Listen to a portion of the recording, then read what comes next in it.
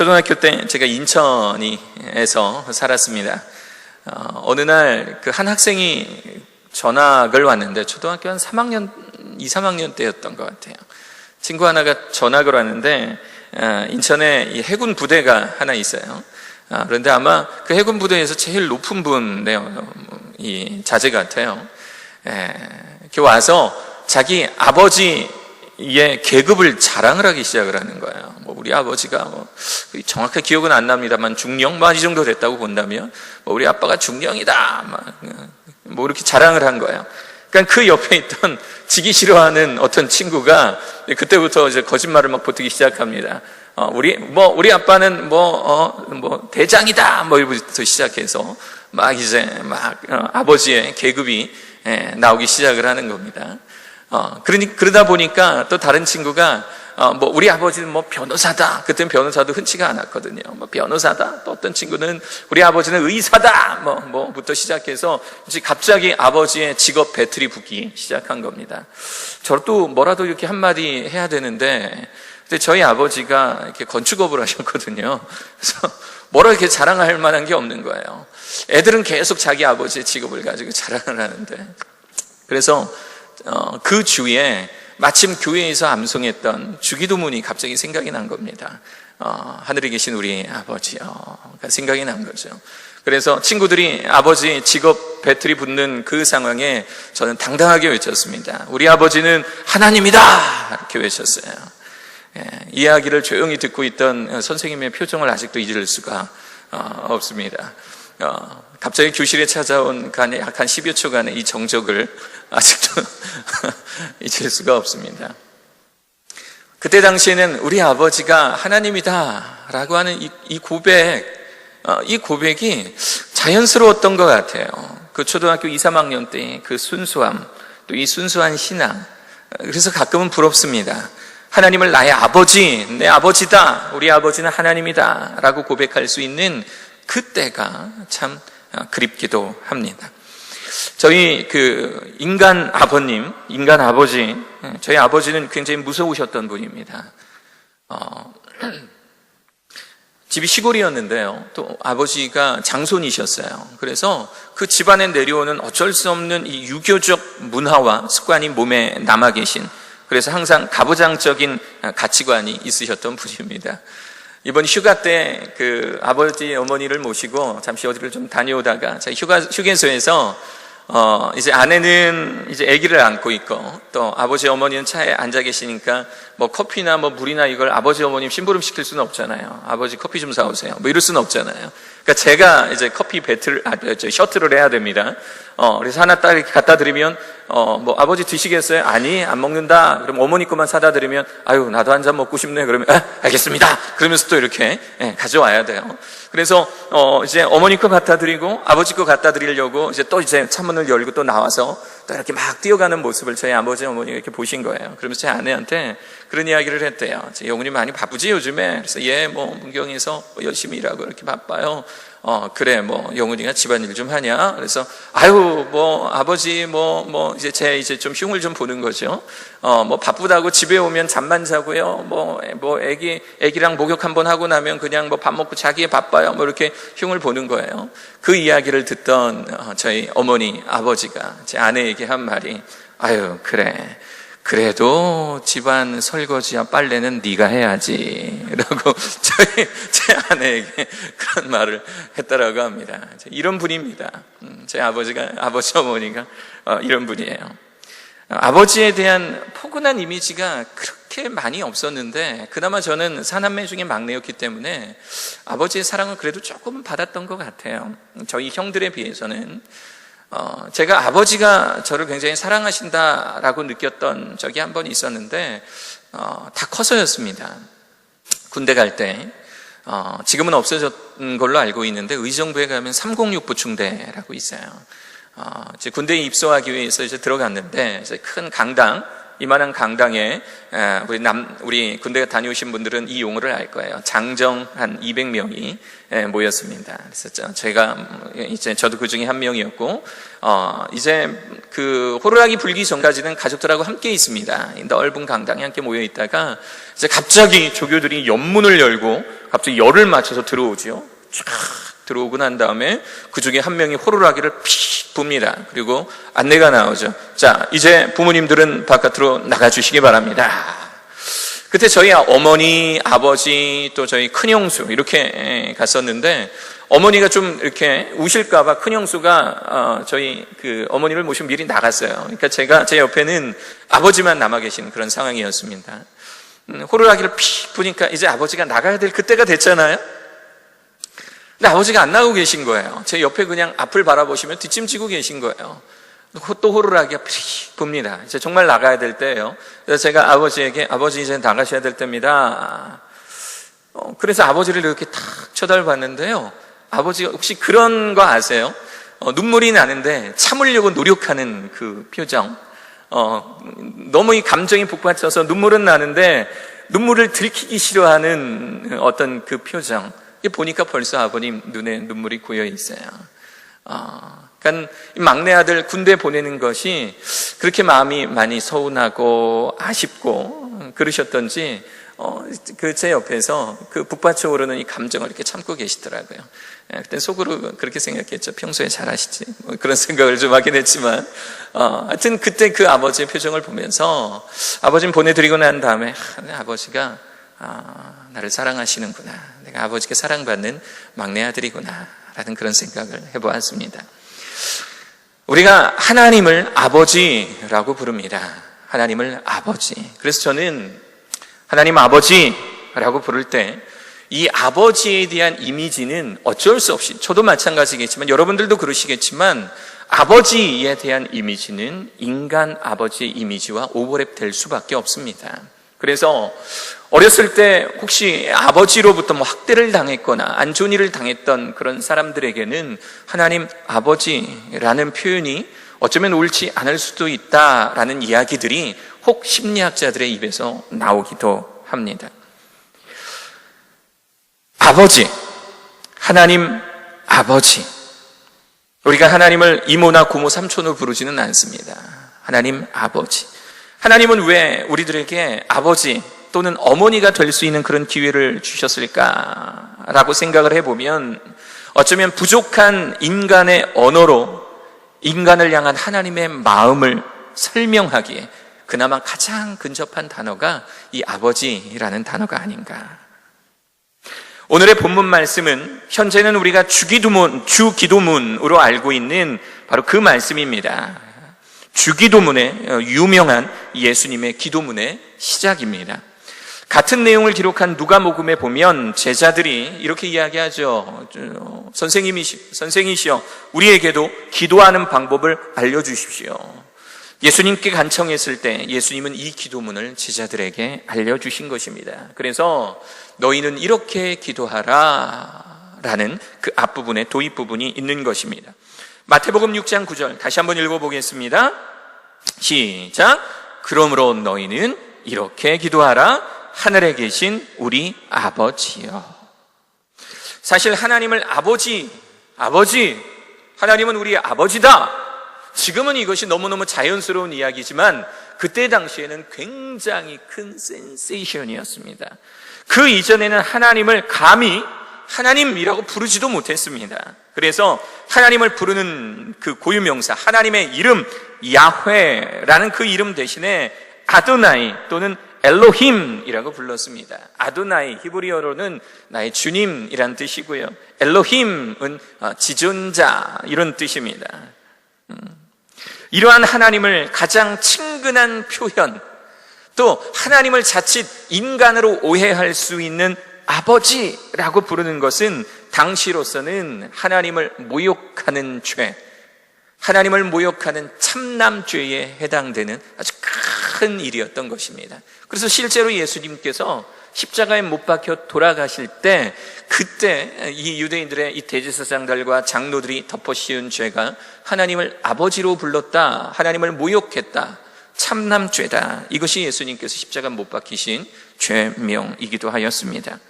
우리가 하나님을 아버지라고 부를 수 있는 그 이유는요, 하나님이 우리의 창조자이기 때문입니다. 인간적인 DNA를 물려준 그 아버지, 그분을 우리가 아버지라고 부르는 것처럼 이 하나님의 영을 가지고 있는 우리, 하나님께서 하나님의 형상대로 만드신 우리가 하나님을 아버지라고 부르는 것은 지극히 당연한 것입니다. 전도서 12장 1절, 우리 한번 큰 목소리 앞부분만 같이 읽어봅니다. 시작. 너는 청년의 때에 너의 창조주를 기억하라. 우리가 인간으로 살아가면서 우리가 기력이 남아있고 생각할 수 있는 힘이 있고 뭔가 말할 수 있는 힘이 있다면, 능력이 있다면, 그렇다면 우리들을 만드신 그 하나님을 기억해야 한다는 것입니다. 그것이 지식, 지혜라는 겁니다. 우리가 생각할 줄 아는 힘이 있고 우리가 말할 수 있는 힘이 있고 고백할 수 있는 기회가 있다면 하나님은 나의 창조자이십니다. 하나님은 나의 구원자이십니다. 하나님은 나의 아버지이십니다. 라고 고백해야 하는 필요가 있는 것입니다. 미국의 대통령이 한 명 있어요. 존 F 케네디라는 대통령입니다. 제가 그 설교 올라오기 전에 스티븐 전도사님에게 물어봤어요. 존 F 케네디 대통령이 미국의 몇 대 대통령인지 아세요? 그랬더니 구차한 변명을 아메리칸 히스토리 F 맞았습니다. 뭐 이러면서 저 사실 미국인이 아니에요. 뭐 이러면서 네, 존 F 케네디 미국의 제 35대 대통령입니다. 나이가 44살 때 대통령으로 당선된, 그래서 아시다시피 암살당해서 돌아가셨는데 존 F 대통령의 사진들을 보면 거의 다 저렇게 젊을 때의 사진입니다. 미국인들이 직선제로 뽑은 대통령 중에 가장 사랑을 받았던 그런 대통령으로 알려져 있죠. 존 F 케네디 대통령의 그 집무실 사진입니다. 그런데 자세히 보면 그 집무실 책상 밑에 꼬마가 하나 들어가 있죠.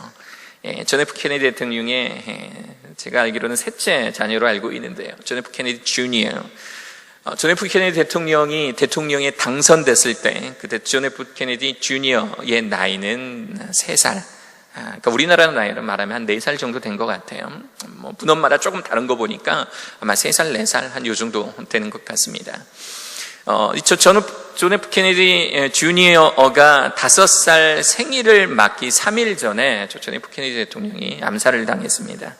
그러니까 굉장히 어렸을 때의 추억이지만 대통령의 아들이기 때문에 그때가 되면 항상 존 F 케네디 대통령이 기일이 되면 그때마다 나오는 이름들인 거예요. 그 자녀에 대한 이야기, 이 자녀가 어떻게 살았다, 뭐 이런 이야기들이 이제 전해지는 것이죠. 존 F 케네디 주니어도 38살 젊은 나이에 죽고 말았습니다.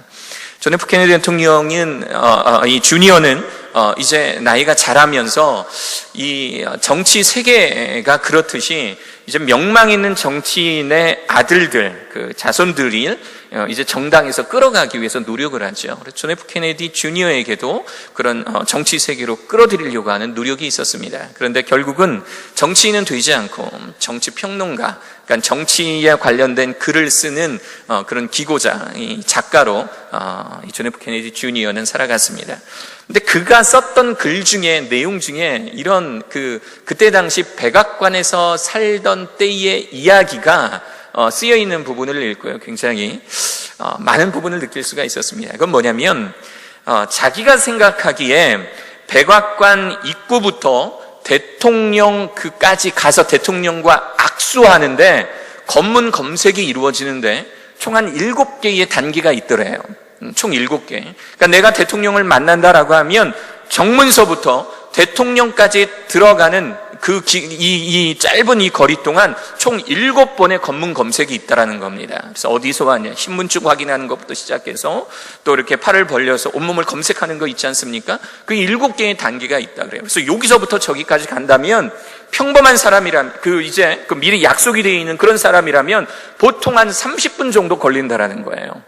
여기서부터 들어가서 대통령까지 가는 데 걸리는 시간이 7개의 단계 한 30분 정도 걸린다는 겁니다. 그런데 자기가 기억하기에 이런 추억이 있더래요. 백악관 앞에서 세발 자전거를 타고 있었던 거예요. 이렇게 타다가 이제 사람들이 몰려와서 막 사진을 찍고 그러니까 경호원이 이제 그 대통령 가족을 지키는 경호원이 있지 않습니까? 경호원이 존 F 케네디 주니어에게 이제 들어가야 된다. 사람들이 많이 몰려오니까 이제 들어가야 된다. 그 말이 떨어지자마자 이 존 F 케네디 그 주니어가 백악관 입구서부터 세발 자전거를 타고 백악관으로 질주하는 겁니다. 백악관 입구, 경비원들이 지키는 그 입구서부터 백악관으로 질주하는 거예요. 막 달리는 겁니다. 막 달려서, 그리고 세발 자전거를 들고 또 2층으로 올라가서 2층에 대통령 집무실이 있는 곳까지 세발 자전거를 막 몰고 간 거예요. 그리고 문을 열고 아빠! 그러면서 케네디 대통령 품으로 쏙 들어갔던 그 기억을 이야기를 합니다. 이것이 아버지와 자녀의 관계입니다. 그 험한 경계가 있었던 백악관 이 검문 검색을 한 번에 묻지도 않고 따지지도 않고 한 번에 들어갈 수 있는 그 자격이 누구에게 있는 줄 아십니까? 바로 자녀에게 있다라는 거죠. 하나님을 아버지라고 부를 때에는 유익이 있습니다. 그것이 뭐냐면 바로 우리에게 하나님 아버지의 자녀가 되는 권세가 주어진다는 것입니다. 우리가 잘 알고 있는 요한복음 1장 12절의 말씀입니다. 같이 읽어보겠습니다. 시작. 영접하는 자, 곧 그 이름을 믿는 자들에게는 하나님의 자녀가 되는 권세를 주셨으니. 하나님의 자녀가 되는 권세, 그 권세는 아버지 하나님을 만날 수 있는, 독대할 수 있는, 내가 원하면, 내가 부르면 언제든지 만날 수 있는 그 권세가 자녀에게 있는 것이지요. 그래서 우리는 기도할 때 하나님 아버지, 아버지라고 부르고 있는 것입니다. 하나님을 아버지로 모실 때 또 좋은 점이 하나 있습니다. 그것은 뭐냐면 하나님께 우리의 모든 염려를 아뢰 수가 있는 그런 장점이 있는 거예요. 제가 살고 있는 집이 제가 산 집은 아닙니다. 당연히 산 집은 아니고 제가 계약한 집이죠. 그러니까 이 갑을이 있으면, 갑과 을이 있으면 을에 제 이름을 썼기 때문에 그 기간 동안은 어쨌든 법적으로는 제가 사용할 수 있는 저의 집입니다. 저희 큰아이가 한 3살, 2살, 3살 때 일이었던 것 같아요. 이제 그 음성에서 교목을 하고 있을 때인데, 항상 그 음성 교목은 그 퇴근 시간이 굉장히 늦습니다. 그래서 집에 가면 아이가 항상 자고 있을 때가 많아요. 그날은 조금 일찍 퇴근했던 것 같아요. 한 7시, 8시 정도에 퇴근했습니다. 그리고 집으로 들어갔습니다. 집에 들어가면서 집에 가면 사랑하는 아내와 또 아이가 나를 반겨줄 거라고 하는 그 기대감으로 이렇게 들어간 거예요. 문을 딱 열고 들어가니까 제 아이가, 첫째 아이가 지금 보이는 저 모습으로 앉아 있는 거예요.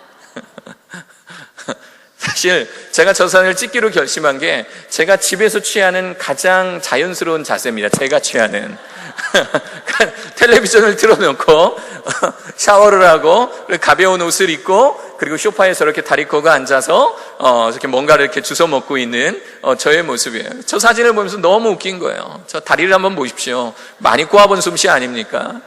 그럼 텔레비전을 보면서 저 평화로운 저 모습, 저 아이의 모습을 보면서 혹시 여러분 근심이나 걱정이 느껴지십니까? 어떠세요? 이 집의 전셋값이 언제 오를지에 대한 그런 근심과 걱정이 저 아이의 눈을 통해서 보여지시나요? 부모님 용돈을 얼마나 드려야 할지 그런 걱정이 저 아이의 눈을 통해서 느껴지냐라는 겁니다. 하나님의 자녀로서 갖는 권세는 무엇이냐면 하나님의 집에, 하나님 품 안에 거하면서 나의 모든 걱정과 염려를 하나님께 맡길 수 있다라고 하는 엄청난 은혜가 우리에게 있다라는 것입니다. 베드로전서 5장 7절 같이 읽어보겠습니다. 시작. 너희 염려를 다 주께 맡기라. 이는 그가 너희를 돌보심이라. 너희 염려를 다 어떻게 하라고요? 주께 맡기라. 저 아이요, 저희 첫째 아이요, 밥 먹다가 온갖 더러운 것은 저에게 다 줍니다. 밥을 먹다가요, 예를 들어 고기를 씹다가 안 씹혀지잖아요. 그러면 이렇게 해요. 저한테 하면 그래, 그러면 이렇게 티슈를 이렇게 해가지고 입에 갖다 대주거나, 급하면 아무것도 없으면 그냥 입에다가 손을 갖다 대줘요. 그러면 입에서 이만한 게 이렇게 쏟아져 나옵니다. 밥 먹다가 온갖 더러운 건 저한테 다 줍니다. 씹지 못한 거, 입에서 흘러나오는 거, 심지어는 먹다 남은 아이스크림. 이모와 엄마의 차이점, 삼촌과 아빠의 차이점 뭔지 아세요? 이모나 삼촌은 아이가 먹던 아이스크림 못 먹습니다. 근데 엄마나 아빠는 아이가 먹다 남은 녹은 침이 잔뜩 묻어있는 녹아있는 아이스크림 엄마나 아빠는 먹습니다. 왜? 엄마니까. 왜? 아빠니까. 여러분들이 읽었던 말씀, 너희 염려를 다 주께 맡기라 에서 이 맡기다라는 단어는 헬라어로 에피립산테스라고 합니다. 에피립산테스. 이 에피립산테스를 정확하게 번역을 하면 영어로는 캐스트입니다. 캐스트. 캐스트가 뭔지 아세요? 우리말로는 던지다입니다. 던지다. 지금 우리가 읽고 있는 개역 개정 성경에는 너희 염려를 다 주께 맡기라 이렇게 번역이 되어 있지만 우리 이전 성경 개역 한글 성경이 오히려 더 이 부분은 정확히 번역한 것 같아요. 너희 염려를 다 주께 맡겨 버리라 라고 해석이 되어 있습니다. 다 주께 맡겨 버리라. 맡기다와 맡겨 버리다는 어감적으로 차이가 있습니다. 맡기다는 하나님 이거 좀 맡아주세요. 내가 언제 찾으러 올게요. 이런 어감이 좀 있어요. 그런데 원래 이 에피립산테스의 원어로 본다면 하나님 가지고 계세요. 끝. 내 염려를 하나님께 맡겨놓고 나는 잊어버리는 거예요. 나는 분명히 나의 염려가 있지만 이 염려를 내가 다시 찾아오겠습니다, 찾겠습니다가 아닌 거예요. 맡겨버리는 것, 던져버리는 것. 하나님, 이 염려 하나님 겁니다. 맡겨버리는 것. 이것이 하나님의 자녀가 누릴 수 있는 권세, 능력, 은혜라고 하는 것입니다. 너희 염려를 다 주께 던져라. 왜냐하면 그분이 우리의 아버지이시기 때문에. 사랑하는 여러분, 이제 다음 주에 개학을 합니다. 혹시 다음 주 개학을 앞두고 머리가 개운하신 분 계세요? 어떠세요? 다음 주에 학생들이 몰려올 거 지금 예행 연습하고 계신 거예요. 우리 아이들은 어떻게 학생들이 300여 명의 학생들이 막 학교로 몰려올 것에 대해 생각하시면서 개운하다라고 생각하시는 분 계세요? 혹시 맞다면 오늘 예배 찬양할 때 찬양에 집중되지도 못할 정도로 그런 스트레스가 여러분들의 머릿속에 있지 않습니까?